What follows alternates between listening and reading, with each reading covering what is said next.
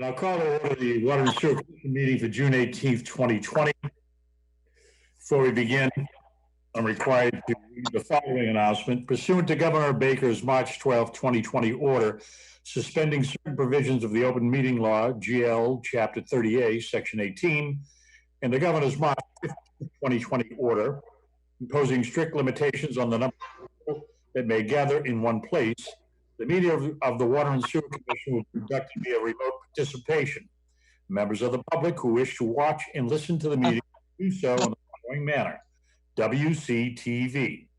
No in-person attendance of members of the public will be permitted, but every effort will be made to ensure that the public can adequately access the proceedings in real time via technological means.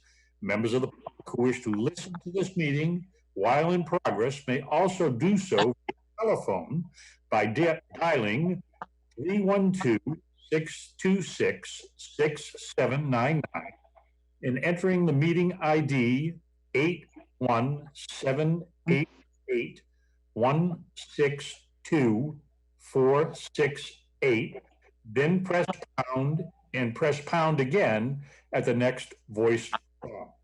Members of the public attending this meeting virtually will be allowed to make comments if they wish to do so during the portion of the hearing designated for public comment by following the steps previously noted, then press pound 9 on their telephone keypad. This will notify the meeting host that the caller wishes to speak. All callers using this feature will be placed in the queue in the order they entered the prompt. In the event that despite our best efforts, we are not able to provide real-time access, we will post a record of this meeting on the town's website as soon as we are able. That ends the announcement. And we need to take a roll of all those present. So, start with Mr. LeBail. Joe LeBail, Wilmington Public Works Business and Utility Manager. All right, round robin. George. George Allen, member of the Board of Water and Sewer Commission. Bob. Bob Levita, Wilmington Water and Sewer Commission. Diane. Diane Forrest, Recording Secretary for the Water and Sewer Commission. And I'm Joseph Boyle, Junior Commissioner of the Water and Sewer Commission, co-commissioner. All right, those preliminary matters out of the way, I'll call the first item on the agenda, which is approval of the minutes of the May 21st, 2020 meeting, which was a Zoom meeting, much like this. I assume we all have packets. We do. Any suggestions? My only comment is just on the Diane, on page numbers, could you just take a look at the page numbers and edit those?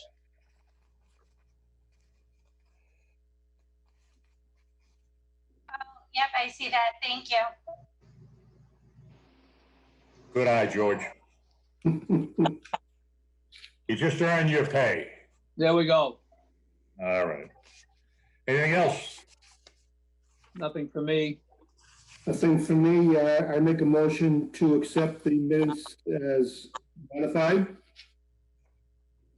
I'll second that. It's unanimous. Moving on, the second item on the agenda is billing adjustments and corrections. There are none. None? There are no billing adjustments for this meeting, so we'll move on to the item number 3, monthly report, May 2020.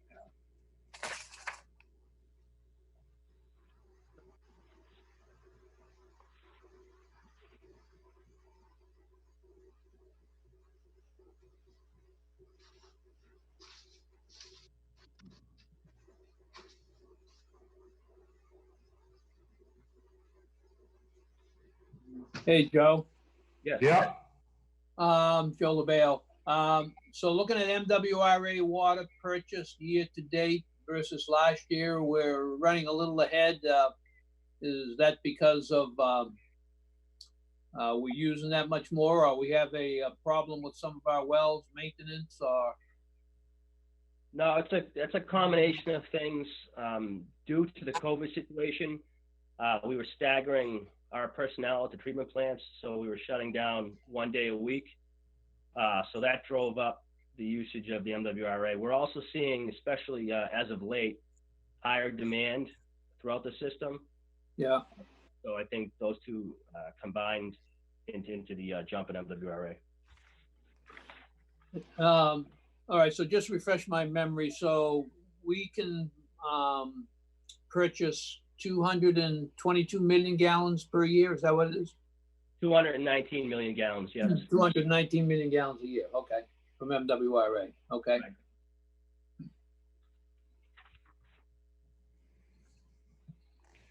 Right. Well, below that. All right. I have no other comments on it. All right. Good. Okay, if we're satisfied, I'll move on to the next item on the agenda is the vote to support the fiscal year 2021 budget. Okay, so within your packet, you'll see in relation to the budget 3 different documents. Yep. The first document is a water and sewer budget summary. And then the last 2 are the actual individual budgets, one for water, one for sewer. The summary is a document that was presented to the Finance Committee back in February.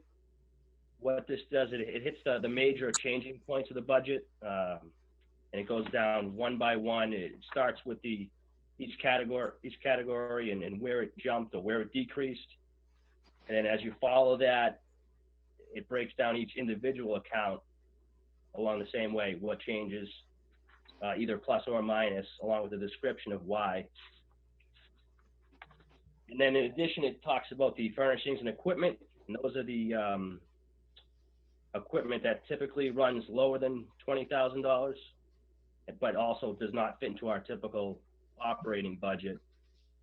And then finally, you'll see is the capital outlay summary, and those are the items which have long-term benefits and are usually over $20,000, as you know. So if you'd like, I can break down the big pieces and just give you a quick overview on where the major jumps are, if any. If you can just go over the capital outlay section.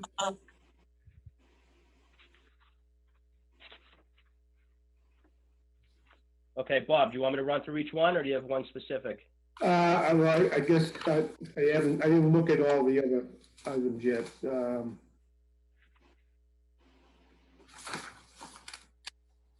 I can just to give you just to back up a second. This is something that's pretty consistent year after year. The primary driver of the contractual services is the usage of the MWRA. As I note to you guys pretty much every meeting, that's the largest account that we have that has the most variation from year to year. This FY21 MWRA account is based on water used in 2019, calendar year 2019. And therefore, next fiscal year, FY22, will be the water used on this calendar year. That's how that runs.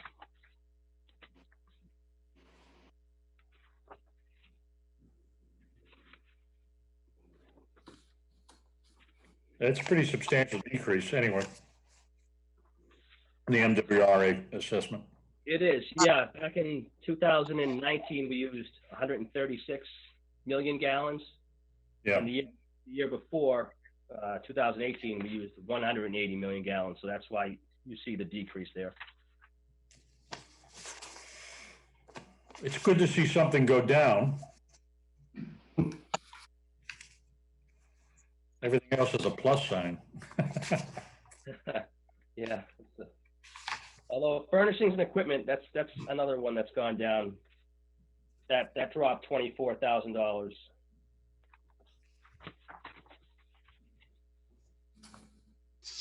Yeah, that's a big drop as well. Right. And like I said, those are typically the items that, you know, parts and pieces of equipment that can't fit in the regular operating budget, but need to be done, that cost less than $20,000. Sure.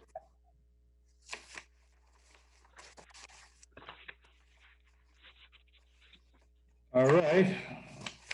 Before we go off of that, Joe LaBelle, for our TV audience, it might be good to explain how the water department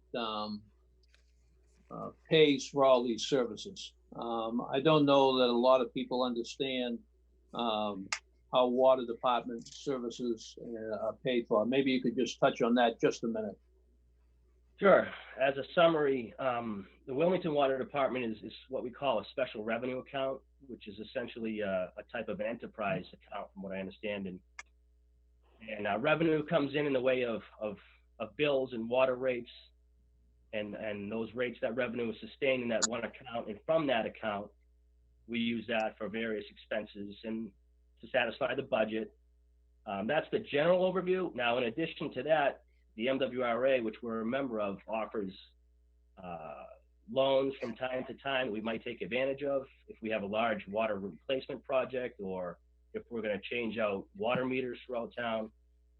The MWRA, as a benefit, offers that opportunity. And we have taken advantage of that in the past, actually as recent as the water main replacement up on 125 Valvale Street. Right, right. So depending on what the project is, that's an opportunity the town usually tries to take advantage of. But aside from that, as far as the accounting, we have, as I mentioned, the operating budget, and we have the capital outlay, which are typically the big projects, your water main replacements, your water tank replacements, any substantial technological upgrades, water treatment processes that need to be improved. So that's really, it runs across the board that you would consider the large projects. That's the capital outlay portion of it. Anything that you think I missed, George? Or so no, I think that's good. So basically what we're saying, and just so that people understand, is that the water rates finance the water department operations. That's correct. The water rates are think of it as a typical business. Right. The water rates are that's your revenue source. Right. And what you take in, go down the line, you spend out in expenses, and that's where you see the budget. Right. Yeah, I don't think a lot of people understand that. That's why I brought it up, and I'm sure we have hundreds of people listening tonight. So. Yeah. So that's the general overview of how it.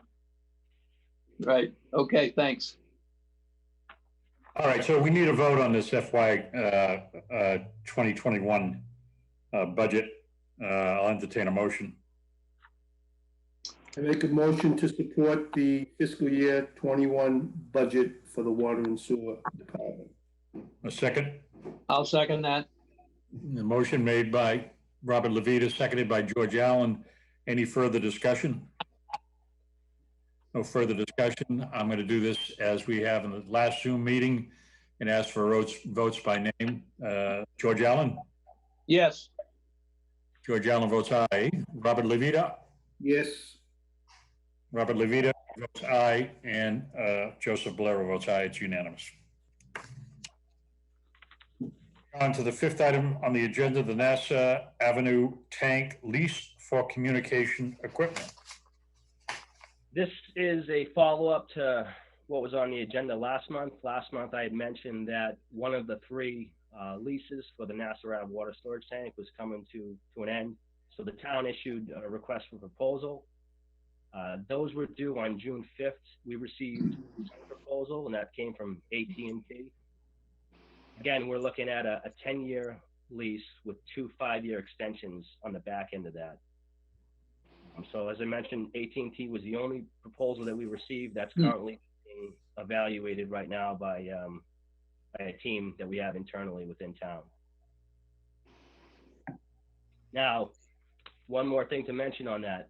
At the town meeting, I think it's article number 53. 53, yeah. Yeah, is that what it is? Because this contract is longer than your typical 3 years, town council has advised us that we're required to get town meeting approval. So at the town meeting, there'll be a warrant read, an article read, and the vote will be taken to allow the town manager to sign on to a lease that's over 3 years. And do you have any update on the town meeting, when it's going to happen, if it's going to be, remote, or how they're going to deal with it? Yeah, the last I heard, it's the last Saturday of the month. I believe that's 29th, 27th. 27th. 20. So, Yeah, 27th. Yeah, yeah. so it's June 27th, and I think they're still working out the details, but from what I understand, they're looking at doing it outside at the high school on one of the fields. The softball field off of Wildwood. Yeah. Right. And they're working out the logistics, as we speak, daily. One thing I noted in some of the correspondence and some of the, as a matter of fact, I think it was in the town crier today also. Instead of the usual 10:30 a.m. start, they're moving it up to 9 a.m. start, hoping to get it going right away and not get into the heat of the day, because you're going to be in a tent. So pray for good weather. All right, well, I expect I'll be there. I'll be able to introduce the article, okay? Okay, thank you. Yeah, all right. Just give me a heads up a couple of days before, Diane, maybe shoot me an email. Thank you. Now that, Joe, just a reminder, so that article is going to be taken up at random. So it's not article number 53, but it doesn't necessarily mean it's going to be that's probably the last article. It doesn't necessarily mean it's going to be the end. It could be taken up earlier. I hope so. It's all fascinating business, though. And this year will probably be more fascinating than previous years. Yeah, and it'll be outside. It'll be pleasant. So, great. Hopefully. All right, moving on to number 6 on the agenda, the Ballardville Water Storage Tank Rehab Project. This is once again a follow-up to an agenda item that I mentioned last month. I mentioned that DN Tanks out of Wakefield is working up at the Ballardville Water Storage Tank with a rehabilitation. It includes majority painting, exterior painting, and some safety upgrades. That's still ongoing. We're in the final days, so that should be completed, I would imagine, by the end of next week. But I want to just give you an update on what they've done to date. So they were 100% done of pressure washing and cleaning the walls in the dome. They formed, reinforced, and poured both hatches. We have 2 hatches up on the roof. Both of those have been completed and replaced. They've installed a dome safety cable, which is a safety improvement that's 100% necessary, bringing up to modern day standards. They've also removed, we had an existing handrail that's been there for quite some time that this new handrail replaces. And as far as the exterior coating, they're 70% done with the painting. And once they're done with the paint, then they'll add an anti-graffiti coating on from up to 0 to 20 feet or so around the base of the tank to try and avoid any future graffiti incidents, or at least make it easier to clean up. That's where we stand on that project. And once again, that project is well under budget. And I'll have an update for you next month, assuming that's going to be complete at that point. We haven't ruined our record. We're always under budget. So far, so good. Yeah, so far, all right. All right. Moving on, number 7 on the agenda is the Massachusetts Department of Environmental Protection Sanitary Survey. So this is something that happens periodically. The DEP comes in usually every 3 to 4 years or so. And essentially what it is it's a comprehensive audit on all things water related. It's a really, they go through things with a fine-tooth comb. They look at everything from our water treatment plants and what happens in the treatment plants, the chemicals we use, the processes we use, any safety protocols we have in place. And then they interview staff, personnel. They go through our emergency response plan, in addition to everything out in the system, which includes administrative capability, financial capability, your asset management program, which was your water storage tanks and your inspections and your water main replacement program. How do you repair water mains? It's a really comprehensive evaluation of all things that we do. And they're very thorough. I know George can attest to that. But luckily, not luckily, I'd say fortunately, we received the report last week. This was done, the actual evaluation was finished last July. But with the current situation, there was a little delay on getting us the report. But we did very, very well. I would say that the response, typically, the DEP breaks down their evaluation into a couple different categories. One being any violations. So Wilmington did not have any violations. The second category are deficiencies, and Wilmington did not have any deficiencies. And those are the two actionable items, whereas what's called out, you're forced to remediate. And the last category, what they call recommendations, and these are more, they kind of just describe what's in the guidelines for DEP and what towns should be doing, what you're already doing. And there's several of those, but more or less they're things that we already do.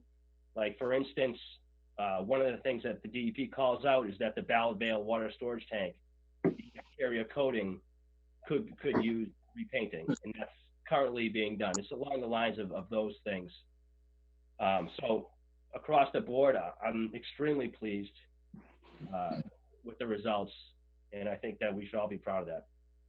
Good. All the credit goes to you, Joe. Yep. How is COVID going to slow that process down? Are they going to have all safety protocols in place? Overall, with everybody? Yeah. Yeah, they've been in place, though. We've been dealing with it the whole time. We try to avoid having the guys gather together. Even within our office, we've had public buildings come in, and they've added plexiglass separators between our staff. We always have masks and gloves that can be distributed. We're dealing with it. We're doing what we have to do, and we're still addressing issues as they arise. All right. Yeah, and in that same vein, are we seeing, in terms of revenue, any anticipation that revenue might be down because of people delaying payment or anything like that? Have you seen that, or has anybody asked for delay in paying bills or anything, Joe? So I have not seen that personally yet from my department, but I can tell you that the town accountant is currently looking at revenues and the bills, and is kind of getting into it as we speak to see what the projections will be and how it's going to affect us. So I would imagine at a future meeting, I can virtually guarantee that the town accountant will be here to talk about what may need to be done, if anything. Okay. All right. Moving on, item number 8 on the agenda is the senior citizens hydrant painting. This is an annual program that the town has offered up, I guess, for quite some time now, where a senior citizen, actually, we've been fortunate enough to have 2 senior citizens over the years, each year, come in and paint fire hydrants for the town. So what happens is, during our inspections, or the guys' inspections, they'll note whether or not a fire hydrant appears to need paint, scraping, so on and so forth. We'll document that, and then as part of the town program through the senior citizens, they'll come in, they'll actually paint those fire hydrants for us, and in exchange, they get a $1,000 real estate tax credit.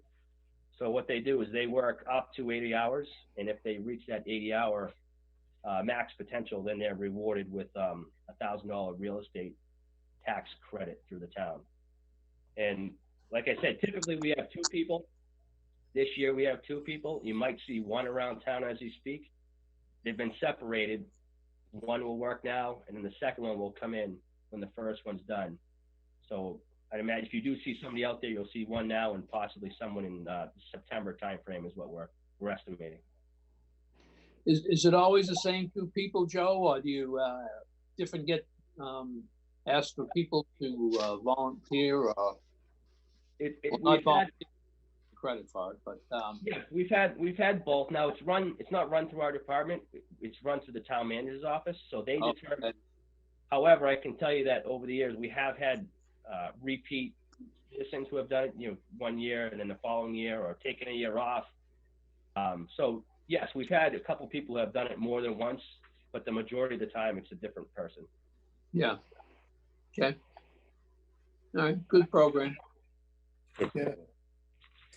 Excellent. Item number 9 on the agenda is a reminder about the 2019 Consumer Confidence Report, the CCR. Yeah, this was placed on the agenda last week, just anticipating that we were coming to the end of June and that we're required to send this out to all residents by July 1st. And then I found out yesterday that it was actually sent out to residents. So I guess as a reminder, you should have received it. If you haven't received it, then let us know. I say if it's July 1st you haven't received it, then give us a call. We'll certainly send one out to you. But we are required to have it sent out by the end of the month. I know several people in my office have already received theirs. So if you haven't, I would say give it a couple days or so. And then furthermore, if you don't receive the hard copy, you always have the option to go into the water and sewer website. We post them there as electronic version every year. Have you guys received yours yet? I have not. I have not. Okay. I've not either, but Okay. that's okay. We know what's going on. I received mine from in Stoneham. The MWA sends them out, so it's coming. Yeah, mail's a little slow. All right, item number 10 on the agenda is other business. Is there any other business? I have one item, Joe, I see where, there's gonna be a bid opening July 15th for some sewer rehab. Yes. And that is being financed by MWRA, is it? That is. So that's piggybacking on what I mentioned earlier. That will be financed through the MWRA. They offer an II financial assistance program, which is a combination loan grant program. This is, I want to say we're using phase 9 and 10. We've used 1 through 8 throughout the years. This is a great program that the MWRA offers. And this will be used to address II. And if you recall, we've hired consultants to come in previous to this through several previous phases to identify any problem areas. And what this is the construction to actually address and repair those problem areas that were identified in the previous phases. Yeah. No, this is a good program. I'm glad we avail ourselves of it every year to do those repairs for the sewer system. So that's something we're getting back from the MWRA again, which most people in town probably are not aware of. So it's good to, that we highlight that again to our TV audience. Yeah, it's a great program, and it's really financially advantageous for the town to take advantage of it. Right, absolutely. Wonderful. All right, we'll move on to item number 11, public comment period. Diane, is there anyone in queue? Nope, I do not see anybody in queue. All right. That being said, we'll move on to item number 12, the next meeting, which is proposed to be July 16th, 2020. Does anybody have an issue with July 16th, 2020? Not me. That's fine with me. Fine with me. All right. That being said, we'll move on to the final item on the agenda, which is Matt's motion. And I probably should explain why I'm calling that. If you're listening to that, Matt is a former commissioner of the Water and Sewer Commission who always made the motion to adjourn. So since I've been with the commission, I've dubbed it Matt's motion. So item number 13 is actually adjournment. It's Matt's motion. I need Matt's motion. Anybody got Matt's motion?